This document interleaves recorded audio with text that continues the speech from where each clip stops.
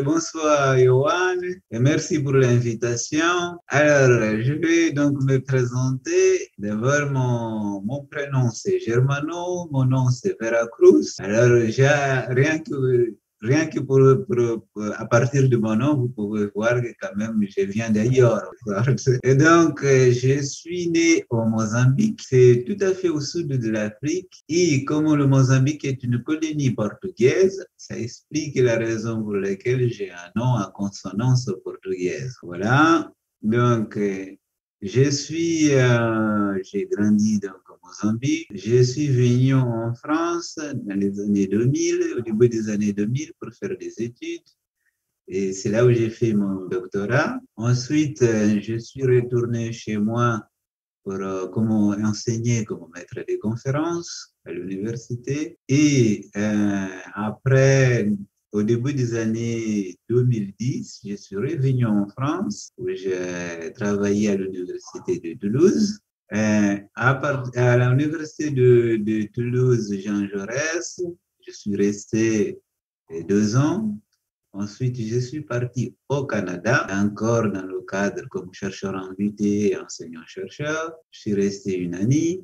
Je suis revenu en France où j'ai travaillé, j'ai fait une formation en data science. J'ai travaillé dans des entreprises comme data analyst, data scientist. Et après, il y a maintenant, à 2 ans, je suis revenu dans le cadre universitaire. J'ai commencé à travailler à l'université de Poitiers et maintenant, depuis le mois de septembre, je suis donc professeur de psychologie à l'université de Picardie-Jules Verne. Voilà mon parcours en général.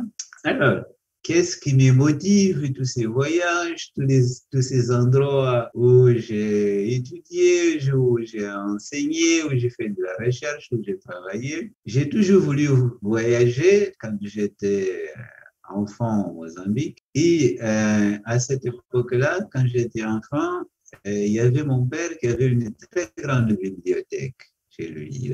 C'est quelqu'un qui lisait beaucoup, mon père.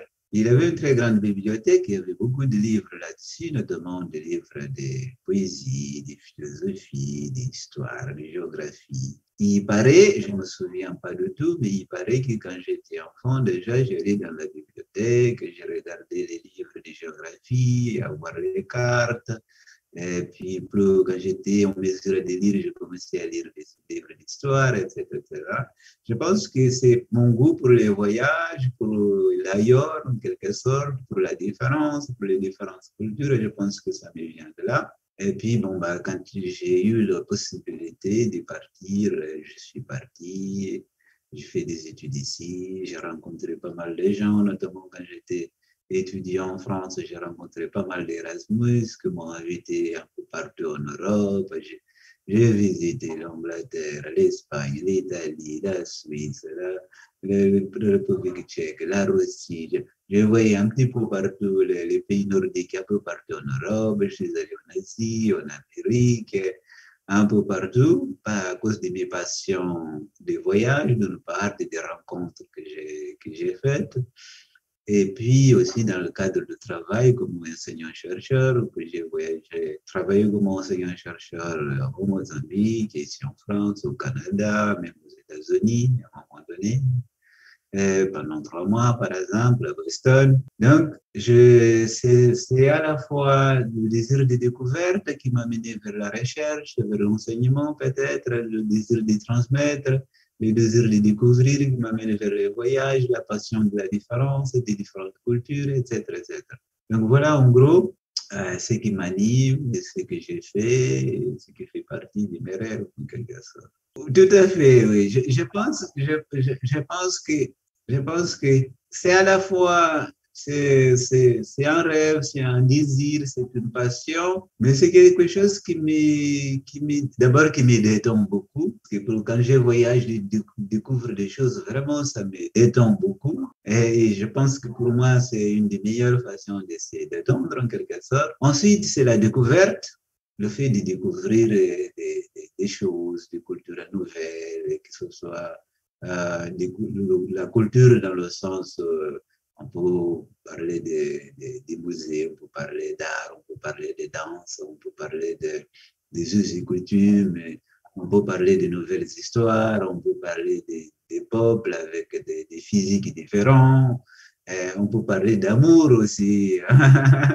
les amours, les amours parfois correspondus, parfois non correspondus, mais c'est l'amour quand même, c'est des gens qui nous attirent, qui on aime, qu'on rêve, qu'on fantasme, vous voyez, c'est tout ça. Et vraiment, ça me passionne beaucoup, ça me nourrit beaucoup, vraiment. Il y a des gens, il y a des gens qui ont la passion de l'argent, d'autres qui ont la passion des jours, d'autres que moi, c'est ça ma passion. Voilà, c'est ça qui me nourrit, c'est ça qui me comble, c'est ça qui me donne une certaine satisfaction en quelque sorte. Alors, il y a aussi la passion de découverte qui est liée à la première, mais si je devrais faire une hiérarchie, c'est sans doute la passion de découverte, et puis vient la passion de connaître qui m'a tiré vers les sciences, et notamment vers la recherche et l'enseignement. Et je pense que c'est lié en quelque sorte. La connaissance, c'est une découverte aussi, hein, c'est une aventure, c'est un voyage. Et donc, à l'origine, il y avait le désir, les passions de voyage et la connaissance. J'ai découvert que c'est aussi une façon de voyager en quelque sorte. La recherche, c'est une façon de voyager. L'enseignement peut-être aussi, parce que quand on enseigne surtout que les choses qu'on sait sont assez limitées, qu'à chaque fois, il faut aller découvrir quelque chose et qu'à chaque fois qu'on discute avec un étudiant ou qu'on essaye d'expliquer quelque chose à un étudiant, d'abord on découvre que les gens comprennent les choses de façon différente, qu'il faut appliquer des méthodes différentes pour expliquer, qui parfois les questions surprenantes que les étudiants nous posent nous font réfléchir, nous apprendre davantage sur notre propre enseignement. Et donc voilà, c'est aussi un voyage en quelque sorte. Voilà. Un voyage qui pour moi était à la fois physique, dans le sens où j'ai enseigné dans plusieurs pays, dans plusieurs universités, et aussi dans le sens où j'ai eu des étudiants de toutes races, de toutes couleurs, de toutes origines, de toutes langues, en quelque sorte. Et aussi, effectivement, c'est aussi une découverte et une satisfaction. Alors, j'ai vécu au Mozambique jusqu'à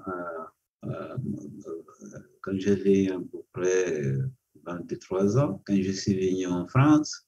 Et puis, où j'ai fait mon doctorat. Donc, et puis après, je suis retourné au Mozambique et je suis revenu en France. Après, je suis parti au Canada, ensuite aux États-Unis, puis je suis revenu en France. Voilà, mais j'ai passé toute mon enfance et mon adolescence au Mozambique. Quand je suis né et j'ai grandi dans un village vraiment traditionnel, vraiment une société assez différente. Et je peux dire que j'ai eu l'enfance la plus heureuse le plus heureuse que j'aurais souhaité avoir en quelque sorte, parce que j'ai vécu dans une société où, certes, il y avait des difficultés réelles, il y avait des difficultés parfois liées quand il y avait de la sécheresse, par exemple, mais à part le fait, les moments où il y avait de la sécheresse, où on pourrait avoir des difficultés à manger, on avait à peu près tout ce dont on avait besoin. C'est-à-dire quoi? Ça veut dire qu'on pouvait avoir à manger, on pouvait avoir la satisfaction, si vous voulez, de vivre des relations sociales, d'avoir des relations sociales très satisfaisantes, c'est-à-dire de pouvoir courir librement, de marcher dans le village pour rencontrer toujours les gens qui sont gentils avec vous, qui vous disent bonjour, qui vous connaissent, qui vous invitent. Si vous avez faim, vous pouvez rentrer dans la maison d'un voisin ou de quelqu'un du village pour cueillir un fruit, ou il va vous donner à boire ou à manger, vous continuez votre schéma. On s'amusait très librement, il n'y avait pas de murs entre les maisons, donc on rentrait chez les uns et les autres. Il y avait quand on travaillait, c'était une société plutôt agricole et d'éleveurs, donc en fait, on fait des choses en commun. Par exemple, un jour, une semaine, on décide qu'on va travailler la terre du voisin. On va cultiver la terre, planter des du maïs, surtout du riz, parfois dans les rosières, des patates douces, des manioc, enfin des légumes et des choses comme ça. Et en autre semaine, on va tous travailler pour notre voisin, ainsi de suite. C'est-à-dire que personne travaille tout seul, personne ne reste tout seul. Quand il fallait construire des habitations, des maisons comme ça, c'était pareil. C'était les hommes du village qui allaient dans la brousse, couper du bois et construire une maison pour telle personne, pour telle famille, pour telle famille. S'il y avait, par exemple, quelqu'un qui était veuve, qui n'avait pas de mari, ou un mari qui était seul, il y avait toujours quelqu'un pour aider en quelque sorte. Pareil pour les enfants étaient élevés par tout le monde, c'est-à-dire quand un enfant naissait, pouvait même, moi-même, j'ai disparaissais de la maison et j'allais avec les autres enfants, je pourrais aller dormir chez les voisins ou chez un autre. Je pourrais disparaître pendant une semaine sans que ma mère ou mes parents s'en inquiètent. Je savais que oh, je suis quelque part.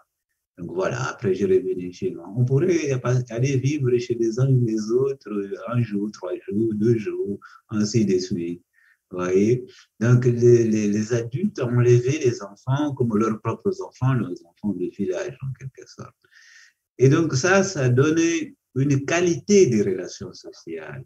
Parce que de nos jours, on sait bien que ce qui crée le bien-être, la satisfaction des vies ou le bonheur, si vous voulez, ce n'est ni l'argent, ni les biens matériels, c'est les qualités des relations humaines. C'est ça qui est un très grand, un puissant atout contre le stress, contre le sentiment d'être seul, contre les anxiétés, etc., etc.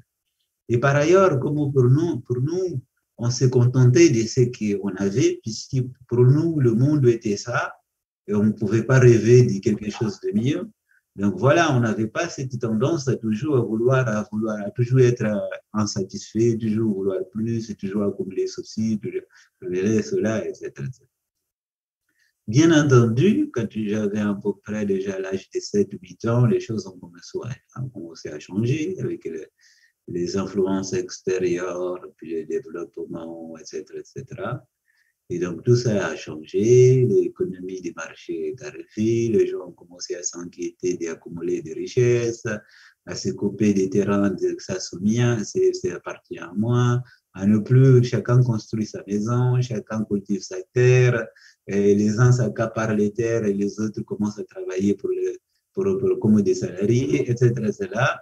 Et puis, il y a eu la guerre, et puis il y a eu les corruptions, et puis il y a eu... Donc, beaucoup de choses ont changé très tôt. Et donc, voilà, ça a tombé aussi au moment où je suis parti, en quelque sorte. Ça a resté quand même dans ma vie une très grande bonheur d'avoir passé mon enfance dans ces pays-là. Quand je vais au Mozambique, j'ai toujours la nostalgie de quand j'étais enfant, un monde qui n'existait plus. Mais vous savez, cette histoire que je raconte là, on peut la raconter à partir de sur n'importe quel pays, quel continent, les choses toujours évolué, certains dans le bon sens, mais certains pas forcément dans le bon sens. Et je pense qu'au niveau des relations sociales, les choses n'évoluent pas dans le bon sens, malheureusement. Paradoxalement, on est entouré de toutes sortes de mécanismes de communication, mais il n'y a jamais eu autant de personnes qui se sentent isolées. Donc voilà, c'est les mêmes problématiques qui existent ici, existent aussi au Mozambique et des sociétés qui évoluent tellement vite et des choses qui changent tellement vite. Ça bouleverse les rapports entre les êtres humains, etc., etc. Mais j'ai quand même le bonheur de temps en temps d'y aller là-bas, déjà de parler portugais ou de parler d'autres langues maternelles. Comme je vous ai dit, c'est une colonie portugaise, donc la langue officielle c'est le portugais, mais il y a d'autres langues mozambicaines d'origine. Et j'en ai parlé 3 langues, donc qui sont des langues. Ça aussi, c'est un avantage de grandir dans une société où tu peux, quand tu es un enfant, apprendre plusieurs langues. Voilà, tu es multilingue dès la naissance, en quelque sorte. Parce que comme il y a plusieurs ethnies, il y a plusieurs groupes avec plusieurs langues, et en plus le portugais, donc forcément vous apprenez plusieurs langues. Voilà, plusieurs langues, effectivement. Oui, à part le portugais, effectivement. Les autres langues, ce sont des langues africaines qu'on appelle des langues bantoues. Les langues bantoues, c'est des familles de langues du sud de l'Afrique, à peu près comme vous avez la famille latine, les langues latines. Eh bien, au sud de l'Afrique, il y a une famille des langues qui s'appelle bantou, et ce sont des langues qui sont apparentées, en quelque sorte. Voilà. Et donc, comment? Alors, un proverbe dans cette langue. Il y a un proverbe qui dit ceci, on ne peut pas reprocher le tigre sa tigritude, si je le traduis, si vous voulez. Si j'aime bien ce proverbe parce que je l'utilise beaucoup. On ne peut pas reprocher au tigre sa tigritude, ça veut dire que parfois, les êtres humains, il y a quelque chose qui est inhérent au fait d'être humain. Et donc, on ne peut pas reprocher à quelqu'un de faire ça. Par exemple, euh, nous, les êtres humains, nous sommes friands de contact humain. Vous voyez, friands de pouvoir parler avec les gens, de pouvoir les saluer, les toucher parfois. Et que dans nos sociétés assez extrêmes, parfois, où il faut toujours garder ses distances, mettons vous êtes dans le train. Aujourd'hui, chacun est avec ses téléphones, donc on est comme ça, là, dans le train, ils sont des personnes qui sont assises côte à côte. Le plus naturel chez les êtres humains, c'est parler les uns les autres. Malheureusement, aujourd'hui, si quelqu'un vous parle, vous pouvez sentir comme il y en a qui considèrent qu'il vous dérange en quelque sorte. Pourtant, c'est naturel chez les êtres humains. Je sais qu'il faut respecter la privacité, mais pouvoir parler un petit peu avec les gens, c'est naturel. Donc, mais nous, on a inversé les choses. Pratiquement, on trouve bizarre quelqu'un qui vous parle en quelque sorte, alors que c'est ça qui est naturel. Donc, c'est un peu reproché au tigre sa tigritude, comme je dis. Parce que vouloir parler avec les gens, c'est normal, c'est humain. C'est ça qui fait de nous des êtres humains, en quelque sorte. Et puis voilà, parfois, on se reproche les uns et les autres des choses qui ça relève de notre humanité. Vous voyez? Et donc voilà pourquoi de temps en temps, j'aime bien utiliser ces reproches utiles de statique. Comment? Alors, on peut dire, par exemple, não se pode acusar o tigre de ser um tigre, par exemple.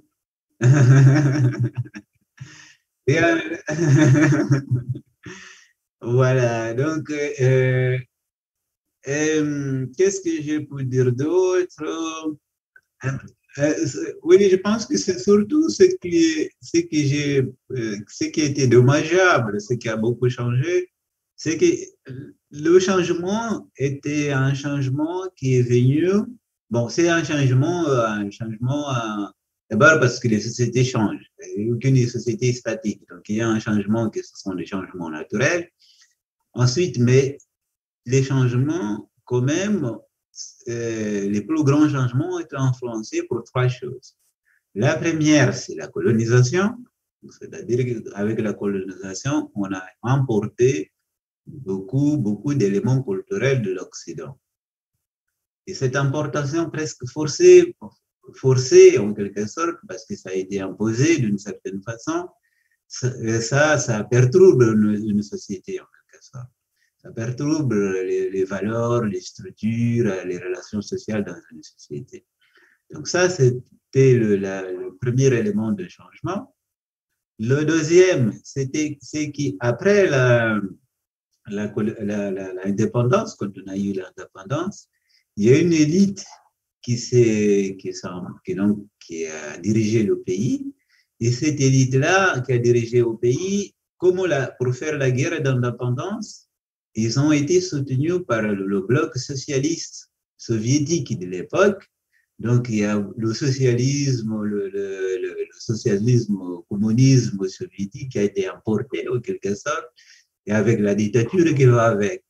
Donc, cette dictature-là a aussi apporté beaucoup de changements qui ont fait un petit peu de mal, parfois, en tout cas, qui ont créé, on peut dire que ça fait du bien ou de mal, c'est subjectif, mais il y a quelque chose qui est objectif, c'est que ça a généré du changement social en tout cas. Voilà, ça c'est la deuxième source de changement. La troisième, c'est qu'à la fin, quand le bloc soviétique a tombé, donc au contraire, c'est le libéralisme qui a été instauré.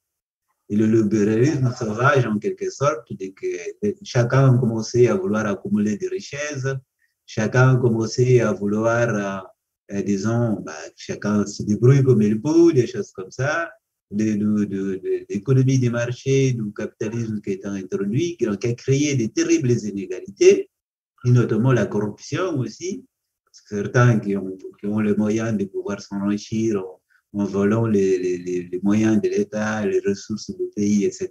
Fait. Et donc ça a créé des terribles changements aussi. Une société qui était traditionnellement une société égalitaire, où les gens partageaient, où les gens, ce qu'ils avaient, ben là, la, la, la frénétique de l'accumulation, de prendre les choses pour soi, et la compétition qui s'instaure, etc., qui s'instaure, etc., etc. Là, ce sont des changements qui vont bouleverser. Et finalement, il y a la guerre aussi, la guerre civile, parce qu'après l'indépendance, il y a eu une guerre civile, parce qu'il y a des groupes qui ont lutté pour l'indépendance qui, à la fois, ils n'ont pas pu partager le pouvoir. Donc, il y a ceux qui ont pris le pouvoir, il y a d'autres qui ont été exclus, donc ça a créé la guerre civile. Et avec la violence de la guerre civile, ça aussi, ça a affecté donc, la société, ça a bouleversé la société. Et finalement, dernièrement, c'est les nouvelles technologies aussi qui créent, qui bouleversent aussi la société avec les nouveaux médias, les réseaux sociaux. Les jeunes gens sont maintenant tous sur les Facebook, les Twitter. Ça, c'est la dernière coup de massue, en quelque sorte, à une sorte de société traditionnelle. Donc, voilà, tous ce sont des éléments, ces éléments-là. Ce n'est pas que le Mozambique qui vit ça, il y a d'autres pays africains ou d'autres continents qui vivent ces différents bouleversements. Donc voilà, c'est tout ce qui bouleverse ces sociétés-là et qu'on ne sait pas qu'est-ce que ça va donner en fait. On ne sait pas qu'est-ce que ça va donner à l'avenir en termes de liens sociaux, quand est-ce que ça va. Et tout ça, ça va très très vite. Pour des pays comme les nôtres, ça va très très très vite. Et donc, ben, on n'a même pas le temps de digérer des transformations qui ont eu, qui déjà la prochaine vague arrive. Et donc voilà, ça reste des sociétés où c'est très mouvant, c'est très instable, ça crée des insatisfactions, de la violence parfois, etc. Donc voilà, ce sont ces éléments-là, contextuels en quelque sorte, que pour moi, qui a vécu une enfance assez heureuse, où la société que j'ai décrite, à chaque fois, je suis attristé de voir cette transformation-là, parce que je ne pense pas que, d'une façon générale, ce sont des transformations qui sont bénéfiques. En tout cas, pour les êtres humains que nous sommes, encore une fois, ce qui nous fait nous rend heureux, c'est plutôt la qualité des relations humaines. C'est ça qui nous rend heureux. Alors, alors, moi, déjà, avant même d'arriver en France, j'ai aimé beaucoup la, la littérature. Par exemple, il y avait dans la bibliothèque mon père certains livres qui étaient des livres nés de la littérature française, et de la philosophie aussi, par exemple. Mon père lisait beaucoup de livres de philosophie. Et notamment, il aimait beaucoup Pascal, par exemple, qui était un religieux, mais aussi philosophe. Et moi, bon, il y a par exemple, des écrivains comme Camus, par exemple, que j'aimais beaucoup, comme par exemple Céline, Voyage au bout de la nuit, par exemple, que j'aimais beaucoup. Jean Génie, par exemple, qui sont fameux livres, le journal de voleur. Rimbaud, par exemple, la poésie de Rimbaud. Euh, Qu'est-ce que je peux citer d'autre? Parce que Sartre, par exemple, la philosophie de Sartre, mais aussi sa littérature, par exemple. Malraux, par exemple, la condition humaine. Malraux, c'est aussi une figure à la fois culturelle et littéraire qui avait un très grand rayonnement dans le monde lusophone, portugais, par exemple, dans les années 50-60, par exemple. Voilà, donc c'est donc ces choses-là dont quand je suis arrivé en France, j'ai appris le français, j'ai été heureux de pouvoir lire ces livres-là, de philosophie, d'histoire, des sociologues, les fameux sociologues comme Durkheim et comme ça Pierre Bourdieu, par exemple. Donc voilà, ça, ce sont des sociologues qui sont connus un petit peu dans le monde et dans lequel je connaissais avant même d'arriver en France, vous voyez. Et puis l'histoire aussi, l'histoire très mouvementée de la France, notamment des royaumes, des différents royaumes de France, et de la prise de la Bastille, de la Révolution française, des différentes républiques, etc., etc., etc.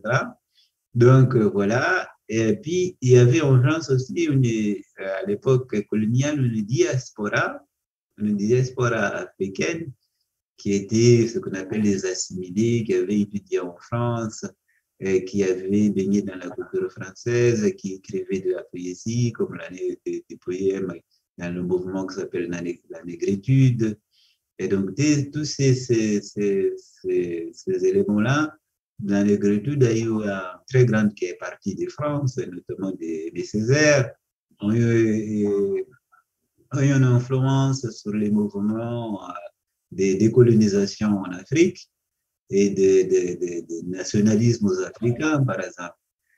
Et il y en a notamment aussi certains Mozambicains qui ont venu étudier en France à l'époque coloniale parce que la France a donné l'indépendance volontairement ou involontairement avant les Portugais, ce qui fait qu'il y en a beaucoup entre-temps des Mozambicains qui sont venus étudier en France à l'époque où, quand ils étaient dans les mouvements de libération du pays de Mozambique, ils ne pouvaient pas aller au Portugal parce qu'ils n'étaient pas les bienvenus.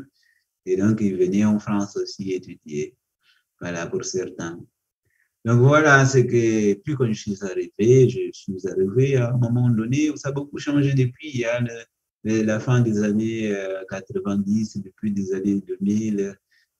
Bon, bah, quand on était étudiant à cette époque-là, on avait encore beaucoup de soirées à l'université, on n'avait pas de téléphones portables ni des réseaux sociaux. Donc, moi, quand je suis arrivé, que j'habitais dans les résidences universitaires, bon, on se trouvait dans la cuisine pour discuter.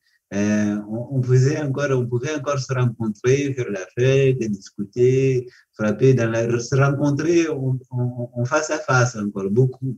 Contrairement à maintenant qu'on est beaucoup sur des rencontres qu'on appelle numériques.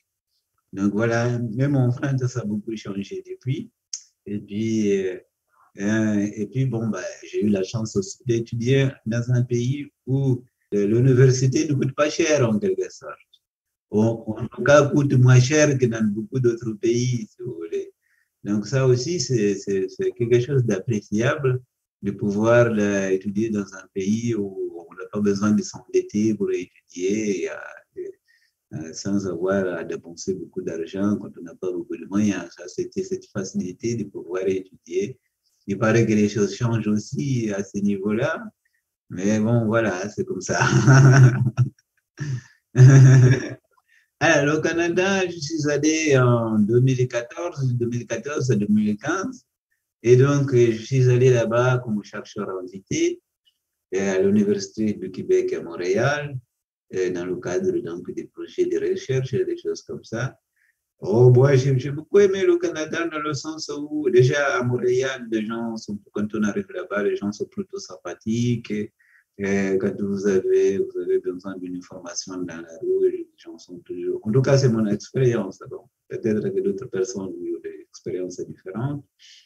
Mais moi, je me sentais assez bien à Montréal. Les gens sont plutôt au premier abord assez sympathiques lorsque ils comprennent que vous êtes un étranger, quand vous cherchez quelque chose ou des choses comme ça, pour des directions comme ça. Et puis, au niveau des collègues que je vois à l'université aussi, ça s'est bien passé. Alors, il y a le fait qu'après, si, j'ai eu passé aussi l'hiver était très, très, très froid. Et j'ai visité Montréal, je suis allé à Ottawa. Ottawa, comme ils appellent ça, c'est la capitale. Ottawa, ou Ottawa, comme ils appellent. Et je suis allé à Toronto, visiter Toronto, qui est une ville un peu plus, qui est une ville anglo-saxonne plutôt, alors que le Québec, c'est plutôt français. Voilà, mais je ne peux pas dire que je connais vraiment très, très, très bien le Canada, puisque j'ai visité que 3 villes, en gros, et qui, bon, une année, ce n'est pas suffisant pour avoir tout comment on appelle, le caractère d'un pays, en quelque sorte. Voilà, mais je pense que c'est un des rares grands pays occidentaux, je pense, où, comment dirais-je, d'abord très diverse dans le sens, c'est vraiment, il y a une très grande importante minorité qui grandit, des minorités asiatiques, des minorités d'origine africaine et caribéenne, et ceux qui viennent de l'Amérique latine, qui grandit très, très, très vite, et qui est encore, disons que quand on discute avec l'étranger ou les étrangers ou qui arrivent, qui s'installent au Canada, j'ai l'impression, moi peut-être que j'ai tort, mais j'ai l'impression quand même qu'ils, comment dirais-je, j'ai l'impression quand même qu'ils ils ont plus de chances peut-être à niveau de progresser à niveau de leur vie, de leur niveau de vie, de qualité de vie plus vite, peut-être qu'aux États-Unis ou même qu'en Europe, peut-être. Je ne sais pas si c'est vrai, en tout cas, c'est mon impression, parce que j'ai connu des gens qui, après 1 an, 2 ans, 3 ans, déjà, d'abord pour acquérir la nationalité canadienne, ça va beaucoup plus vite qu'ici en Europe. Moi, j'ai acquis la nationalité française, mais ça m'a pris beaucoup plus de temps, alors qu'au Canada, ça va beaucoup plus vite, par exemple. En 4-5 ans, vous pouvez obtenir la nationalité, ça va beaucoup plus vite. Et parce que le marché du travail est beaucoup plus dynamique aussi, on a d'opportunités. Donc, les étrangers aussi ont beaucoup plus d'opportunités de faire carrière à plus vite au Canada qu'ici en Europe. C'est mon impression. Je ne sais pas si c'est juste, mais c'est mon impression. Et donc, voilà, ça aide au niveau de l'intégration, en quelque sorte, qui va un peu plus vite qu'ici en Europe. Peut-être parce que c'est un grand pays et un pays qui est pas beaucoup, qui est au niveau de la population, de mémoire, c'est autour de 35 millions, 35, 36 ou 37 millions d'habitants. Donc, ça fait pas beaucoup pour l'espace géographique. Donc, il y a beaucoup d'espace, il y a encore une économie qui est beaucoup plus dynamique que les économies actuellement, en tout cas que les grands pays européens, ce qui fait que, voilà. Et puis, aussi, il y a ces dernières années, quand même, des gouvernements qui, au niveau des immigrations, il n'y a pas le discours qu'il y a eu récemment aux États-Unis, par exemple.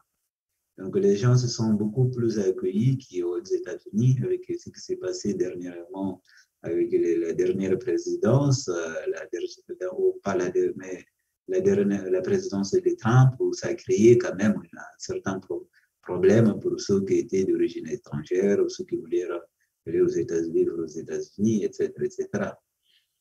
Donc voilà, ça aide à faire en sorte que ça ne veut dire pas qu'il n'y a pas de problème. Je veux dire que c'est quand même, en tout cas, c'est moins prégnant qu'ailleurs peut-être.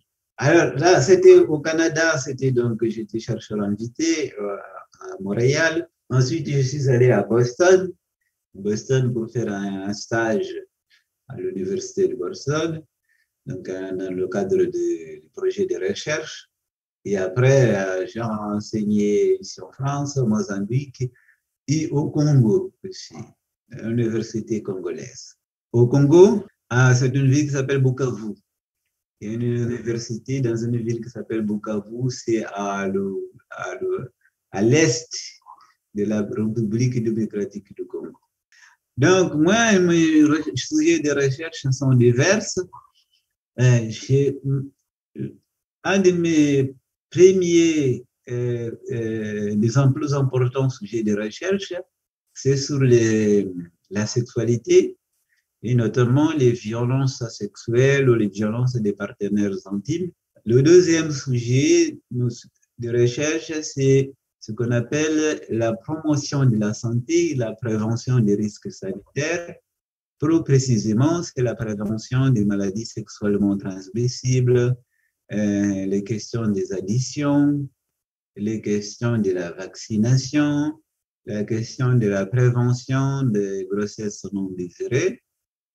Un autre sujet de recherche, c'est par exemple l'empathie et le pardon. L'empathie et le pardon, c'est des éléments qu'on peut utiliser dans la résolution des conflits, notamment dans les conflits armés, comme j'ai expliqué que j'ai eu une guerre civile, il y a eu une guerre civile au Mozambique, comme lors de l'apartheid en Afrique du Sud. Après la guerre, il a fallu essayer de réconcilier les différentes parties.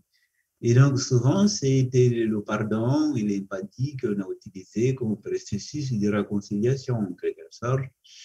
Et ça a servi de modèle, d'ailleurs, dans beaucoup de pays. Et donc, j'ai aussi fait des recherches là-dessus. Un autre sujet de recherche à moi, c'est maintenant sur les questions liées aux nouvelles technologies de communication et d'interaction sociale pour voir quel est justement l'impact sur les relations sociales, sur le niveau de satisfaction avec les relations sociales, les questions, par exemple, des addictions, ça cause le temps qu'on passe dans les réseaux sociaux et les qualités de ces relations qu'on a eues dans les réseaux sociaux. Ça, c'est aussi un autre de mes sujets de recherche. Après, pendant un certain moment aussi, j'ai essayé il y avait un autre sujet de recherche qui concerne, par exemple, la relation entre des caractéristiques physiques comme la couleur de peau, la couleur des cheveux, la couleur des yeux, sur l'appréciation de l'attraction physique, sur la perception que les gens ont de l'attraction physique, par exemple. Voilà, etc. Oh, j'ai écrit beaucoup de livres, j'ai écrit plusieurs livres, j'ai écrit des livres sur la sexualité, des livres sur les questions liées à, par exemple, justement sur ces questions-là, aux apparences physiques, par exemple, à l'attraction physique, les questions de la beauté, des relations entre l'aspect physique et la perception de la beauté. J'ai écrit un livre là-dessus. J'ai écrit un livre comparant, par exemple, les attitudes et les comportements sexuels des Africains et des Européens, de littérature, des romans, par exemple. J'ai écrit des romans. Qu'est-ce que j'ai écrit d'autre? Tiens, j'ai écrit un livre sur les relations interculturelles. C'est-à-dire, j'ai écrit un livre là-dessus aussi, sur les relations. C'est basé sur une recherche que j'ai faite, une recherche basée sur une observation entre les Mozambicains, les Français et les Japonais, les étudiants mozambicains et des Japonais et des Français en France. Donc, je les ai suivis, j'ai vu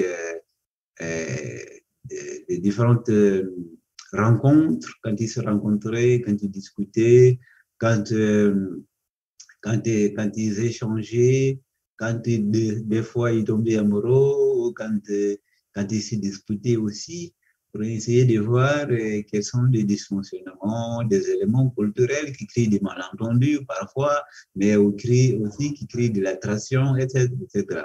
Donc, j'ai écrit un livre là-dessus aussi, je crois. Donc, voilà. Mais si vous allez sur Internet, vous écrivez Germano Veracruz et vous allez trouver pas mal de livres qui sont sur Amazon, sur la FINAC et sur les choses comme ça. Voilà. Et aussi que mes travaux de recherche aussi. Vous pouvez aller sur ResearchGate. ResearchGate, c'est un espèce de réseau social des chercheurs. Et c'est là où les chercheurs ouvrent un profil pour déposer leurs travaux de recherche.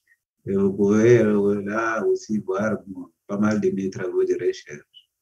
Voilà, si vous écrivez sur un moteur de recherche, Germano Veracruz, ResearchGate, voilà.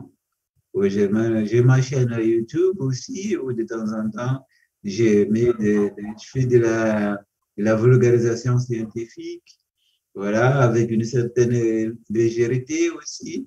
Donc, comme je n'ai pas beaucoup de temps, alors pour l'instant, il n'y a pas beaucoup de choses, mais là, je pense que le deuxième semestre, que j'aurai beaucoup plus de temps, là, le début de l'année prochaine, je vais faire des vidéos sur les vulgarisations scientifiques et parfois des anecdotes aussi, et des histoires, des choses comme ça que je vais mettre pour partager et faire en sorte que les gens puissent découvrir des choses tout en s'amusant en même temps et d'une façon légère. Voilà, ok.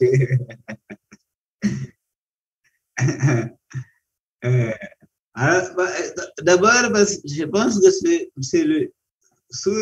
concernant la sexualité, je me suis intéressé à la sexualité pour deux raisons. À la fois parce que, en fait, la sexualité, c'est en quelque sorte la base du rapport que nous avons. Nous, les êtres humains, nous sommes des êtres sociaux. Ça, c'est les prémices. Et la deuxième prémisse, c'est que nous sommes des êtres sexués. Nous sommes des êtres sexués, nous nous définissons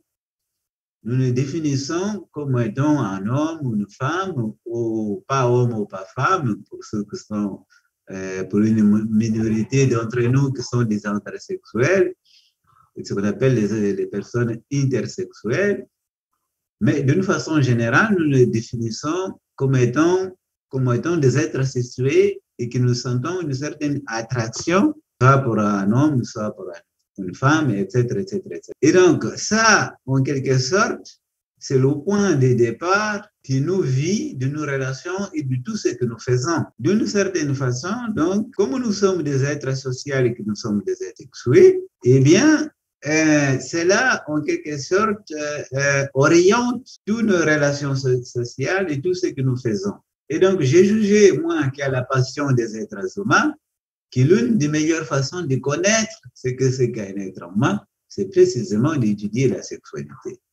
Donc, c'est ça une première raison qui m'a tiré vers la sexualité.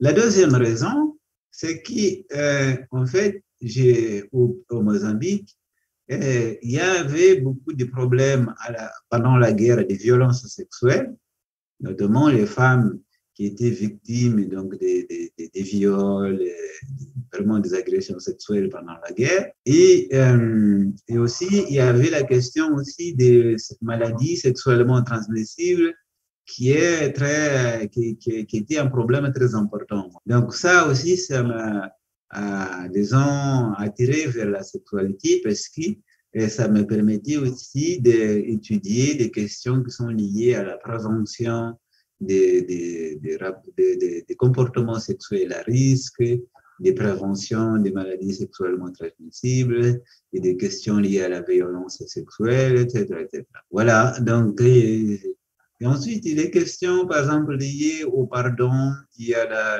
l'empathie, ça aussi, c'est lié à la société dans laquelle j'ai passé mon enfance, où en fait le système de justice, il n'y avait pas de prison, il n'y a pas de prison dans des sociétés traditionnelles comme ça, il n'y a pas de prison, on ne met pas quelqu'un en prison, il n'y a pas de tribunal traditionnel, Donc, une des façons d'administrer de la justice, c'est basé sur le pardon et l'empathie. Quand quelqu'un commet un acte délictueux, en quelque sorte, répréhensible, on le fait venir, on le demande d'avouer ce qu'il a fait et surtout d'abord d'expliquer ce qu'il a fait, d'expliquer pourquoi, d'avouer complètement ce qu'il a fait et on lui demande donc de demander pardon et éventuellement de réparer les dégâts qu'il a causés auprès de ses victimes. Et ensuite, on demande aussi, on demande à la victime de pardonner en quelque sorte. Et donc là, il y a une espèce de pardon, de réconciliation qui se fait.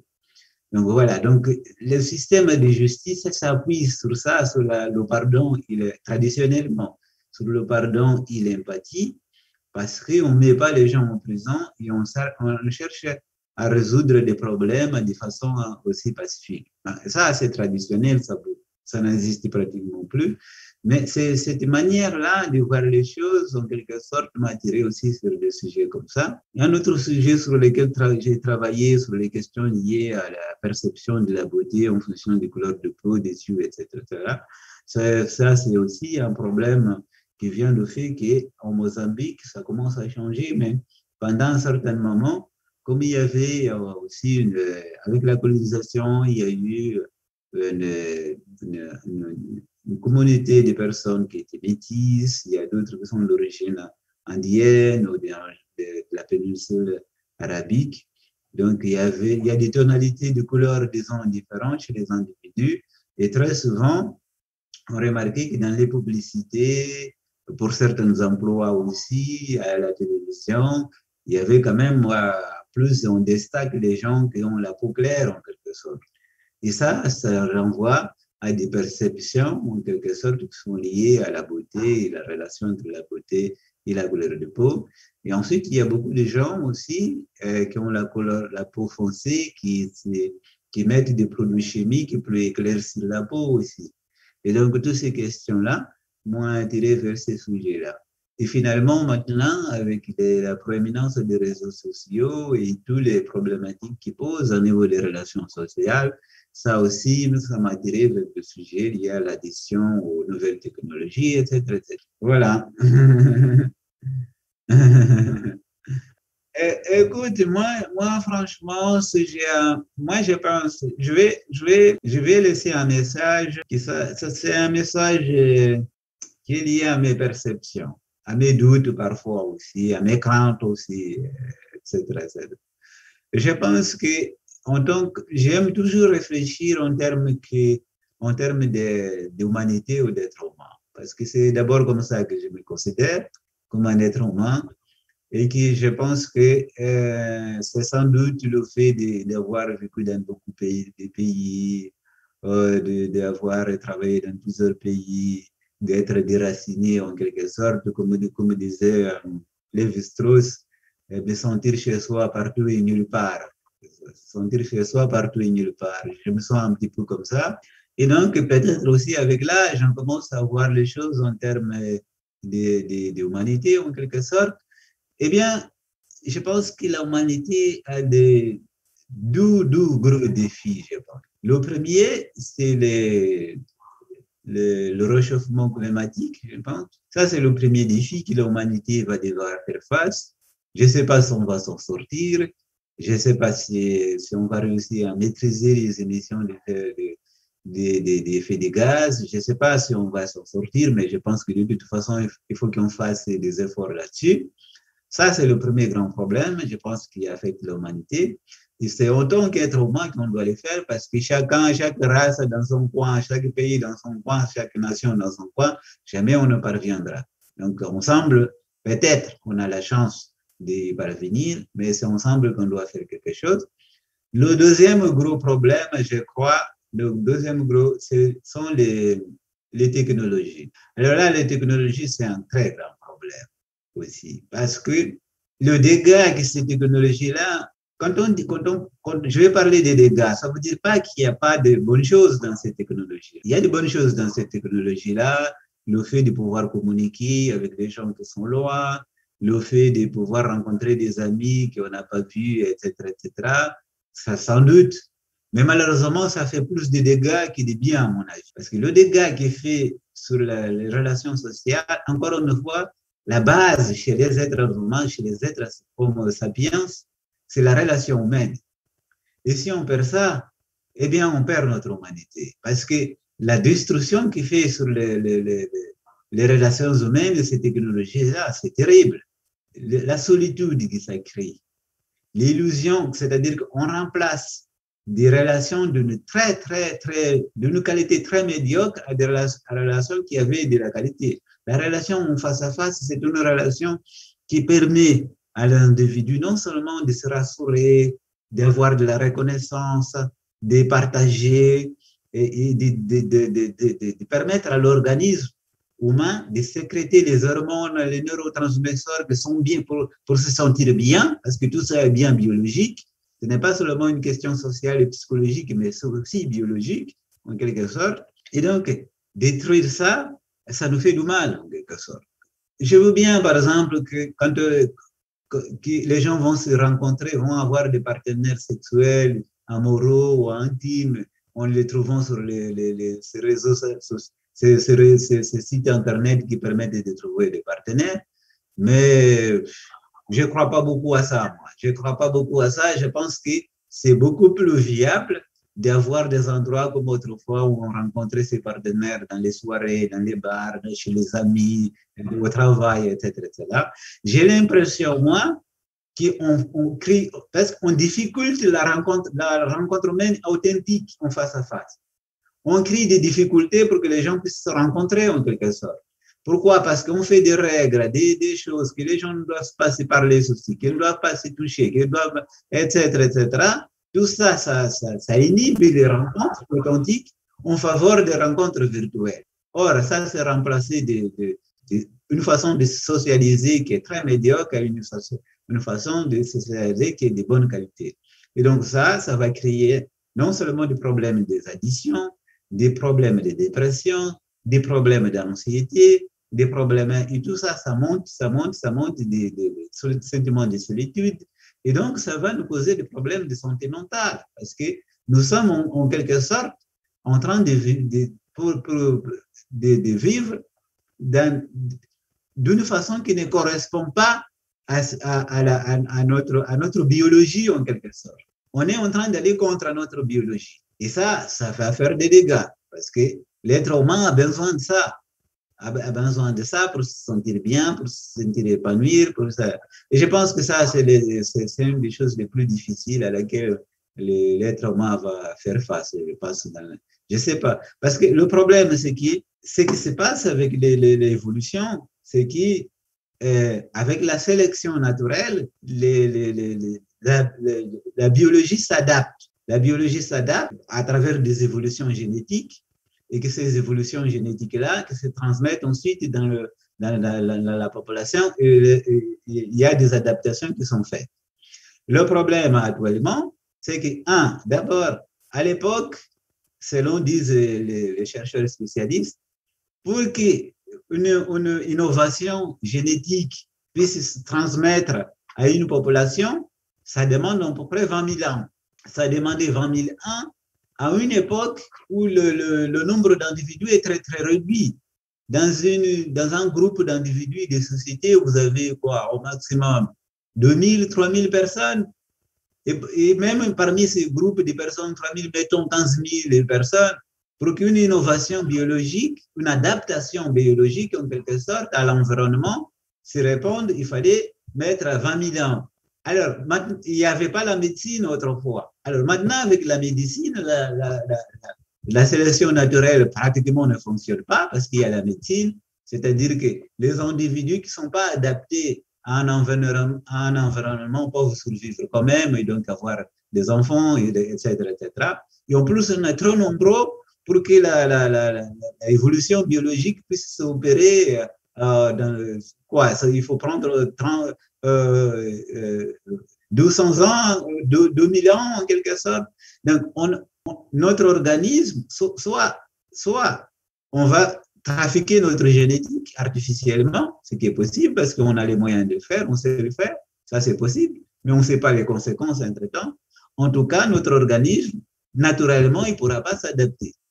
C'est-à-dire que nous resterons toujours pendant très, très, très longtemps, voire des siècles, des milliers d'années encore, comme des Homo sapiens sapiens. Et l'Homo sapiens sapiens a besoin de l'autre, a besoin de chaleur humaine, a besoin de contact face à face, ils ont besoin de se toucher les uns les autres, ils ont besoin de danser ensemble. Si nous continuons à vivre dans des conditions matérielles, environnementales qui est contre notre biologie, eh bien, nous allons souffrir longtemps. D'autant plus qu'il n'y a pas de chance que notre biologie puisse s'adapter, puisque la sélection naturelle n'opère plus. Et de toute façon, même si elle est opérée, il faut des milliers d'années pour qu'elle s'adapte. Donc, cette souffrance-là que nous avons, du fait de notre technologie, de notre façon de vivre, etc., va continuer pendant très longtemps. Voilà. Et donc, ça, je pense que c'est le plus grand défi que l'humanité va faire face. Soit nous allons trafiquer notre propre génétique pour pouvoir vivre chacun chez soi sans souffrir. C'est possible qu'on trafique notre génétique pour voilà, ne me touche pas, on ne se touche pas sans souffrir. C'est possible. C'est possible. C'est possible que les hommes et les femmes ne se marient plus et que chacun va faire ses enfants dans des éprouvettes et que les enfants peuvent grandir chacun avec son père ou sa mère ou je ne sais pas quoi. C'est possible. C'est possible. Mais c'est un prix. C'est un prix. Tant que nous serons des êtres humains et que nous allons contre notre biologie, nous allons souffrir. Et je pense que c'est ça le plus grand défi que nous avons et que je ne sais pas comment on va le résoudre. Je ne sais pas si on va réussir à les résoudre. Les deux défis que nous avons, le changement climatique et les nouvelles technologies. Voilà, donc j'espère que ce que j'ai dit a du sens pour certains. Et puis que, bon, bah, écoutez, il faut aussi prendre ces choses-là à la légère aussi. Il ne faut pas trop déprimer. Il faut vivre quand même parce que, bon, écoutez, chacun en essayant de trouver un sens à sa vie. Et puis voilà, bah, bon courage et bonne chance pour la vie future de nous, notre vie, celle de nos enfants et de nos petits-enfants, etc., etc. Ah, deux, trois phrases en portugais. O que eu vou dizer em português? Dizer que eu gosto muito da língua portuguesa porque é uma língua, acho que é uma língua musical, tá bom? É uma língua musical. O italiano também é uma música musical, mas é uma língua musical. Mas o português também. E, infelizmente, há muitos anos que não falo português ou que não tenho a possibilidade de falar português em si no dia a dia, porque vivo na França e falo em francês, a minha família fala francês também, mas quando eu encontro alguém que fala português, gosto, porque fico assim com saudades. Quando eu vou para Portugal ou para o Brasil, ou quando encontro portugueses ou brasileiros, aí eu também fico satisfeito de falar em português com eles, não é? É a nossa língua, é uma língua que eu gosto muito e, em todo caso, espero que brevemente poderei, quando a questão da pandemia tiver terminado, que irei a Moçambique, a Portugal e ao Brasil para encontrar os meus amigos, a minha família, e falar em português. Muito obrigado e até a próxima. Merci, merci. Et donc, je te dis à bientôt alors. D'accord, d'accord. D'accord, d'accord. C'est parfait alors. Bon, on se tient au courant alors. Ah, à bientôt. Ciao.